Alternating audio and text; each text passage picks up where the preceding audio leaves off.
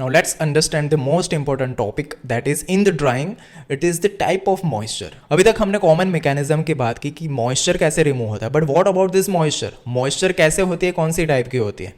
तो types of moisture that will discuss in terms of pressure. तो अगर ये प्रेशर टर्म का हमें डिफरेंस पता चल गया, so it will be really easy to identify the types of moisture. So as you may see in this figure that we know that at any temperature, let's say current temperature is 38 degree, so at 38 degree would be having certain vapor pressure of that liquid. वो हमें पता है कि ऐसे हमारा vapour pressure का curve रहता है. This is temperature, this is vapour pressure. So जैसे टेम्परेचर बढ़ता है वेपर प्रेशर बढ़ता है, बट एट पर्टिकुलर टेम्परेचर कुछ वेपर प्रेशर फिक्स रहता है, वो मैक्सिमम प्रेशर रहता है, उसके ऊपर फेज चेंज हो जाएगा. So that is saturation pressure. So like I just say that constant temperature, so currently 38 degree temperature let's assume, और उस पर कुछ मैक्सिमम प्रेशर रहेगा, तो वो मैक्सिमम प्रेशर बोला जाता है वेपर प्रेशर.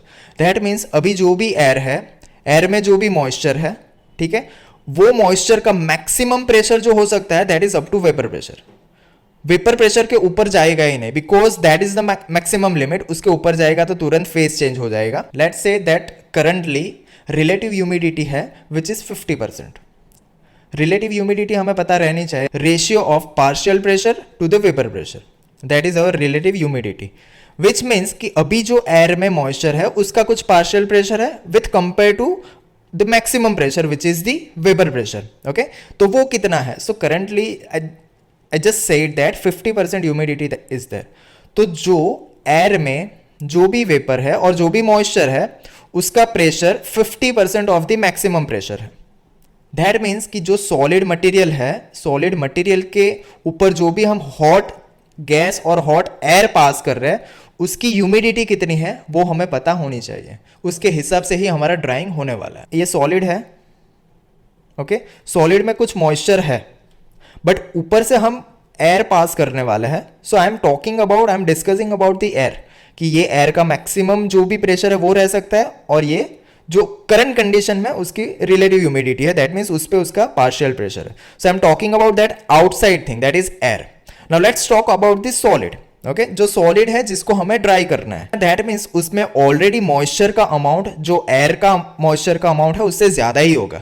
अगर ज्यादा ही होगा तो ही उसे ड्राई कर सकते. तो लेट्स से कि सॉलिड में मॉइस्चर का अमाउंट कुछ इतना है, इतना अमाउंट है, एंड ये जो एयर है वो मैं पास कर रहा हूं from this about the surface of the solid. That जो भी सॉलिड में मॉइस्चर है, इतनी अमाउंट ऑफ मॉइस्चर है और एयर में इतने है, तो हमें पता है कि इक्विलिब्रियम होना जरूरी है. तो इक्विलिब्रियम कैसे होगा? जब तक ये सॉलिड की मॉइस्चर एयर की मॉइस्चर जितना नहीं हो जाती तब तक ये ड्राइंग ऑपरेशन चलता रहेगा. Okay, so now what will happen that this amount of moisture will start to reduce from this solid and it will come exactly equal to this air moisture content if will allowed to come with the equilibrium. Now let's consider कि ये जो हमारे पास solid है और solid की moisture ज़्यादा है, यहाँ तक है, दैट मीन्स उसमें बहुत ज़्यादा मॉइस्चर है, तो हमारे पास ड्राइविंग फोर्स इतना होगा.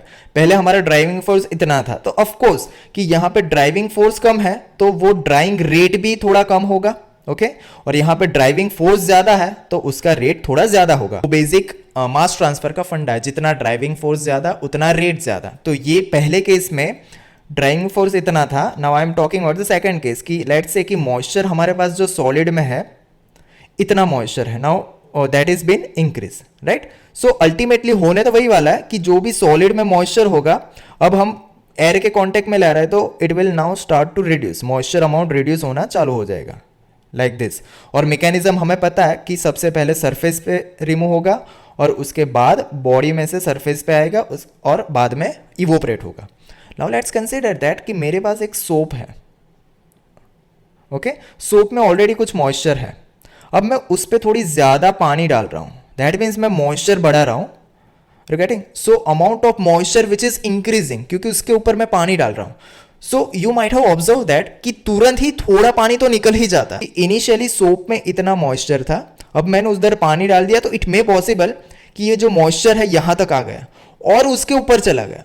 तो जो उसके ऊपर का और यहाँ तक का है, ओके, दिस रीजन है, वो इंस्टेंटली रिमूव हो जाएगा. जैसे मैंने अभी बोला कि मैक्सिमम वेपर प्रेशर तक जा सकता है, उसके ऊपर नहीं जा सकता. तो उसके ऊपर अगर गया भी तो वो तुरंत निकल जाएगा, उसका जो रेट होगा एकदम इंस्टेंटली होगा और वो जो मॉइस्चर निकल जाएगा।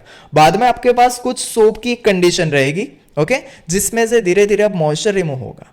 सो जो अभी मैंने आपको एक्सप्लेन किया कि जो भी moisture in the solid, if it is above this vapor pressure or if it is exactly at this vapor pressure, okay, so that amount of moisture or that moisture is called the unbound moisture.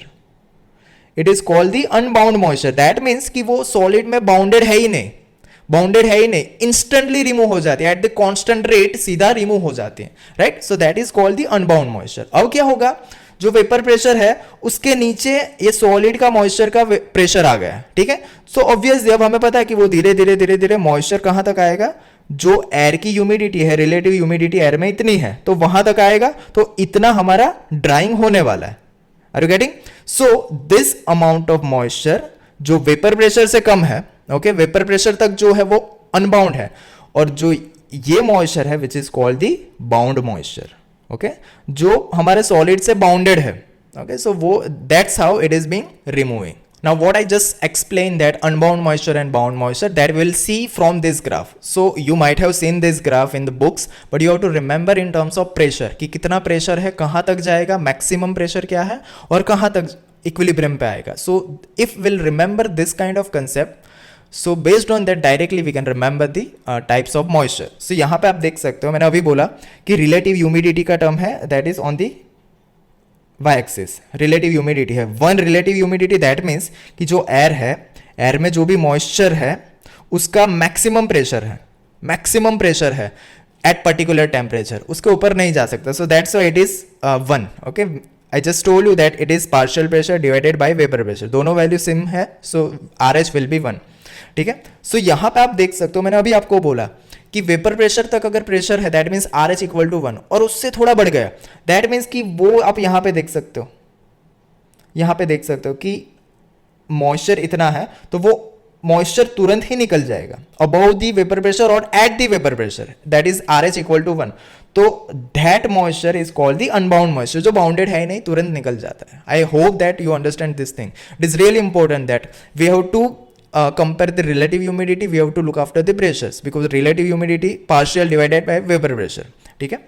अब क्या हो रहा है, अब vapour pressure के नीचे आ गया है प्रेशर, ठीक है, तो अब वो भी मॉइस्चर तो रिमूव होने ही वाले। So now that moisture is removing in this manner, you may see that this RH star, that is the current air relative humidity that is been given, कि जो एयर में है humidity, let's say it is around 30%, 0.3 humidity is there. तो अब क्या होगा, ये moisture धीरे धीरे धीरे धीरे रिमूव होगी and it will be remove till this point, जहां तक रिलेटिव ह्यूमिडिटी है वहां तक ही रिमूव होगी, उसके बाद रिमूव होने ही नहीं वाले, क्योंकि वो ही इक्विलिब्रियम पॉइंट है, उसके बाद रिमूव नहीं होगी क्योंकि दोनों का मॉइस्चर अमाउंट सेम होगा, ओके। सो वो वाली जो मॉइस्चर बोला जाता है that is the bound moisture, okay. और जो मॉइस्चर पे इक्विलिब्रियम आता है which is called the equilibrium moisture. I hope that you are getting कि सॉलिड में इतनी मॉइस्चर है, ठीक है, और एयर में जो मॉइस्चर है वो वहां तक है, ठीक है, तो मॉइस्चर तो यहां तक ही रिमूव होगी, तो बाकी की मॉइस्चर सॉलिड में रह जाएगी, बट वो भी बाउंड मॉइस्चर ही है। Are you getting? Okay. So जो अनबाउंड के अलावा की जो भी पूरी मॉइस्चर है सॉलिड बॉडी में विच is called the bound moisture, okay. तो पूरी बाउंड मॉइस्चर रिमूव नहीं होती, क्यों? क्योंकि उसके साथ इक्विलिब्रियम में एयर है और एयर में भी अमाउंट ऑफ मॉइस्चर रहती है, तो वहां तक ही होगी। Now we discussed about the different type of moisture.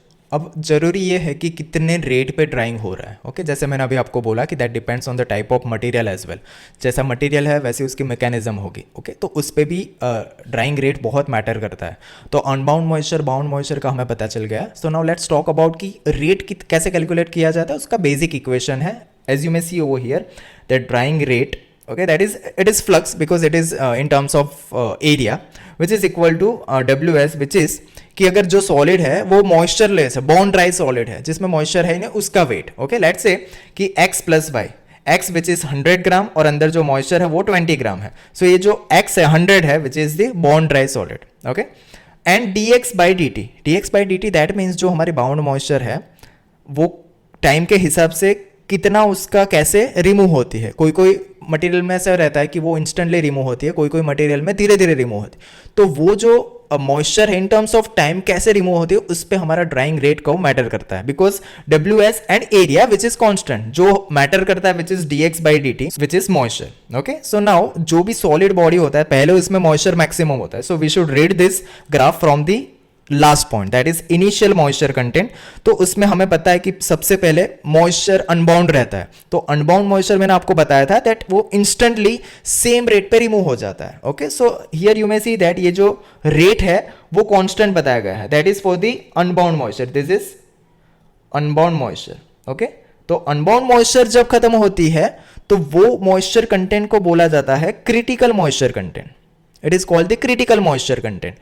Critical moisture content that means what कि अब जो मॉइस्चर रिमूव होना चालू होगी वो बाउंड मॉइस्चर रिमूव होगी। ओके, तो बाउंड मॉइस्चर का अब रेट कम हो जाएगा, क्योंकि हमें पता है कि जितना मॉइस्चर कम होगा उतना rate of drawing will be reduce, जितनी ज्यादा मॉइस्चर होगी उतना ज्यादा, क्योंकि हमारे पास ड्राइविंग फोर्स बढ़ रहा है। अब ड्राइविंग फोर्स बहुत कम है, ठीक है, तो अब बाउंड मॉइस्चर में आप देख सकते हो जैसे जैसे ये मॉइस्चर का अमाउंट कम हो रहा है वैसे वैसे हमारा ये जो रेट है, ड्राइंग रेट है, वो भी रिड्यूस हो रहा है। तो generally it is been divided into part, this is constant rate, okay, and this is the falling rate, okay, falling rate period 1 and this is falling rate period 2, that is depends on the different kind of behavior। okay, and this final point as we may see that it is the x star, it is the equilibrium moisture। उसके बाद हमारा जो drying होगा it will be 0, after that equilibrium moisture drying होना बंद हो जाएगा। so that's what we may see over here that drying rate is 0। okay, so starting from unbound moisture जहाँ पे constant rate रहता है and then for the bound moisture falling rate period हम उसे बोलते हैं period number 1 and this is falling rate period number 2। so this is how by practically we are also getting this kind of drying rate curve। okay, and by means of that equation again we can find out the drying rate। okay, so that again depend on the dx/dt कि time के हिसाब से moisture कैसे remove होता है उस पर बहुत ज़्यादा मैटर करता है।